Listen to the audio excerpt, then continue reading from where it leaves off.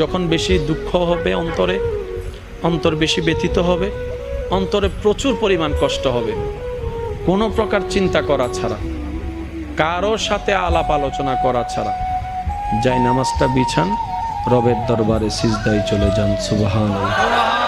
চোখটা বন্ধ করেন, চোখের পানি ছাড়তে থাকেন, মন হালকা হতে থাকবে, সিজদায় রবকে বলতে থাকেন, যা বলার বলতে থাকেন, যেভাবে বলার বলতে থাকেন। মনে রাখবেন, আপনার সেই মনের বেতার ভাষা হতে পারে আপনার রক্ত বুঝবে না, আপনার ভালোবাসার মানুষ বুঝবে না, আপনার প্রিয় মানুষ বুঝবে না, কিন্তু আপনি যেভাবেই বলেন না কেন, আপনার প্রত্যেকটা শব্দ আপনার রব্বুল আলামিন বুঝবে। সুবহানাল্লাহ। আপনি যখন ওনাকে দুঃখের কথা বলবেন, উনি আপনার দুঃখটাকে হালকা করে দিবে, সেই দুঃখের খবর প্রকাশ করে আপনাকে কখনো বেইজ্জত করবে না। আর আপনি যখন সুখের খবর পেয়ে রবের দরবারে সিজদায় চলে যাবেন,